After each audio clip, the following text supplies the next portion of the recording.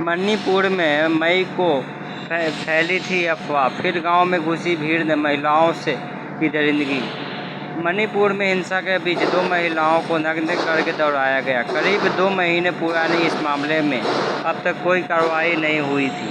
बुधवार को video viral होने के बाद इस पर हंगामा शुरू हुआ, जब आकर 4 आरोपी को गिरफ्तार किया गया।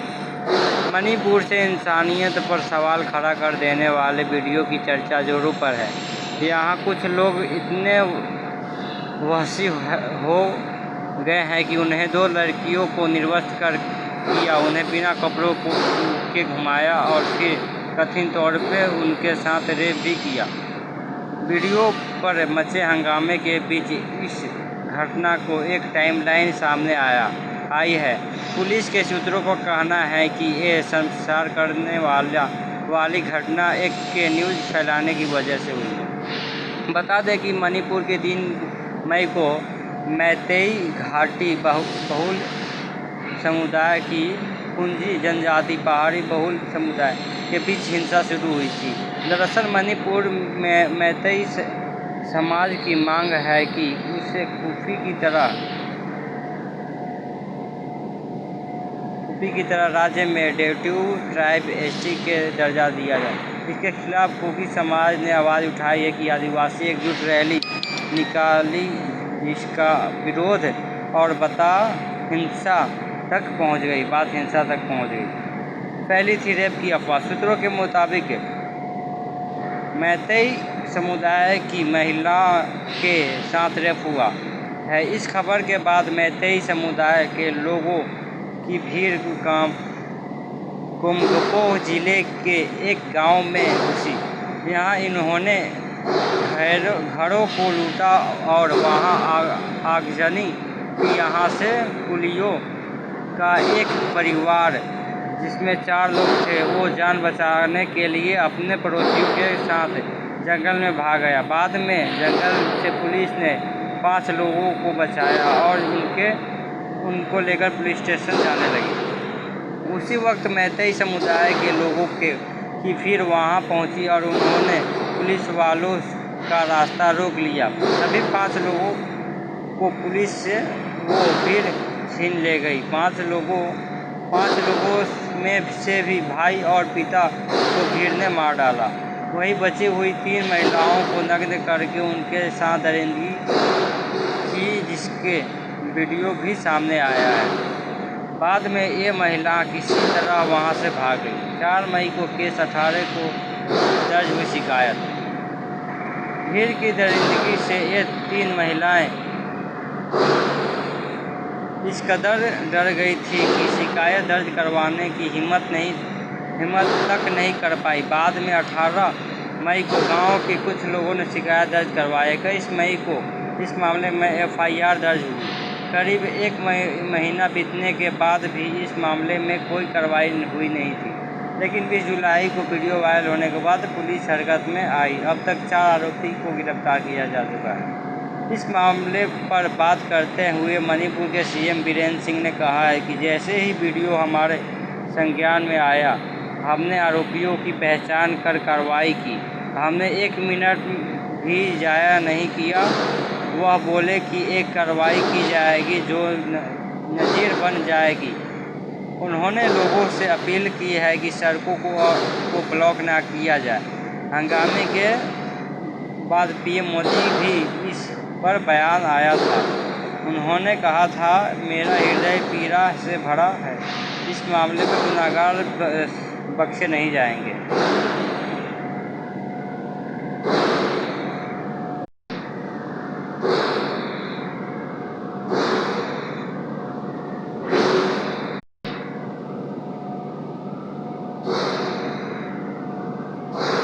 माफ़ी मांगने से मना किया तो मुझे अहंकारी कहा गया। मानहानि केस में बोले राहुल गांधी ने 2019 में दिए गए अपने भाषण से उपजे मानहानि मामले में अपनी दोषसिद्धि को गैर वाजिब बताते हुए मूल्य याचिका पुण्यश्रव मोदी द्वारा राहुल गांधी को अहंकारी कहने की भी निंदा की गई है। कांग्रेस नेता ने कहा है कि बिना किसी गलती के माफ़ी मांगने के लिए किसी भी जनप्रतिनिधि को मजबूर नहीं किया जा सकता है। मोदी सरनेम मामले में फंसकर अपनी संसदीय खो चुके राहुल गांधी ने सुप्रीम कोर्ट में जवाबी हल्फनामा दाखिल कर दिया है। याचिकाकर्ता पूर्णेश्वर मोदी के जवाब के प्रति उत्तर यानी रिजवाइंडर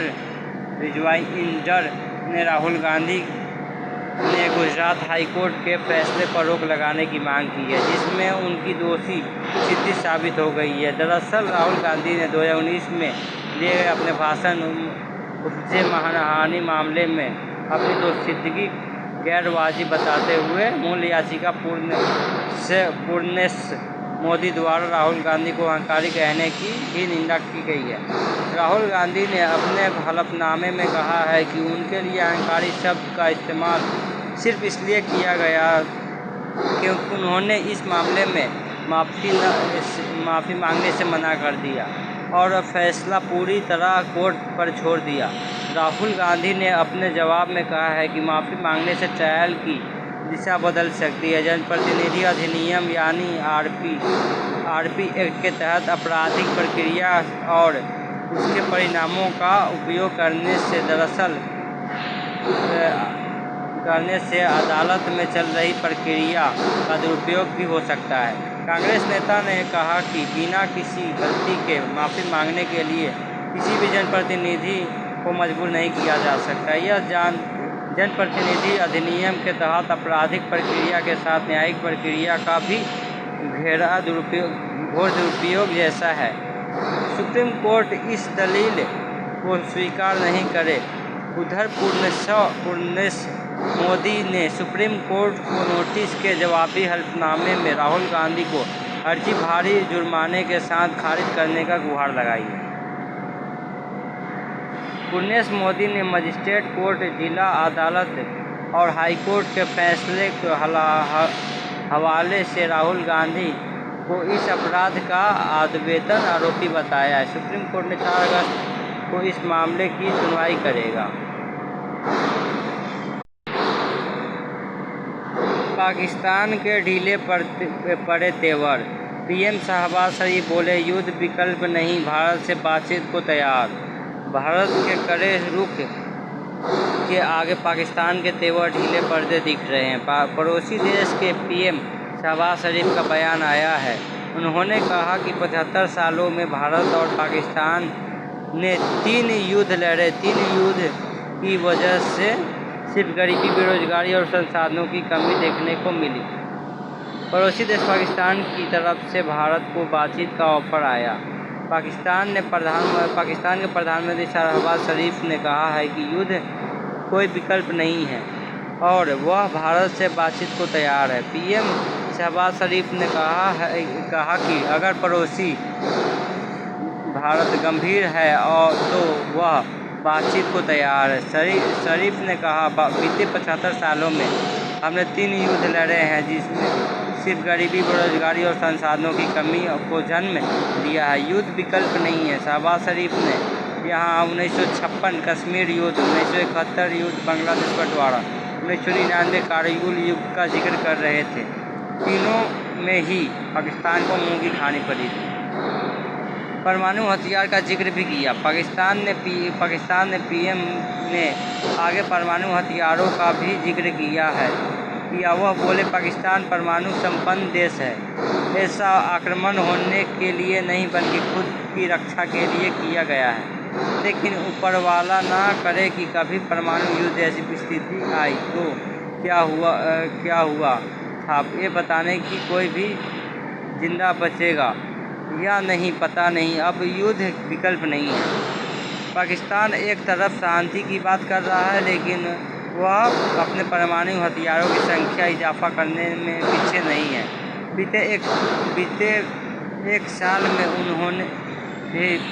उसने 5 परमाणु हथियार अपने खेतों में जड़ लिया। जून 2023 में Stockholm International Peace Research Institute SIPRI की रिपोर्ट के मुताबिक चीन ने पिछले एक साल में 60 परमाणु हथियार बढ़ाए हैं। वहीं रूस ने 12, पाकिस्तान ने 5, नॉर्थ कोरिया ने 5 और भारत ने 4 बढ़ाए हैं। रिपोर्ट के मुताबिक पाकिस्तान परमाणु हथियार के मामले में भारत से आगे है। उस पर 170 परमाणु हथियार है, जबकि भारत के पास 164 है। शांतिपूर्वक चर्चा की वकालत की। एक तरफ पाकिस्तान के प्रधानमंत्री ने युद्ध न करने की दुहाई दी, लेकिन दूसरी तरफ उन्होंने भारत पर आरोप भी लगाए। वह बोले कि पड़ोसी देश भारत को समझना होगा कि असामान्य चीज़ों को दूर किए बिना स्थिति को सामान्य नहीं किया जा सकता। शरीफ ने आगे कहा कि कुछ गंभीर मुद्दों को शांतिपूर्वक और समर्थक चर्चा के साथ सुलझाना होगा। पाकिस्तान की तरफ से अहिंसा का वकालत ऐसे वक्त में की गई है जब वह खुद अंदरूनी खतरे से जूझ रहा है। बीते हफ्ते में खैबर पख्तूनख्वा प्रांत में रैली के दौरान सुसाइड हमला हुआ, जिसमें 54 लोगों की जान चली गई।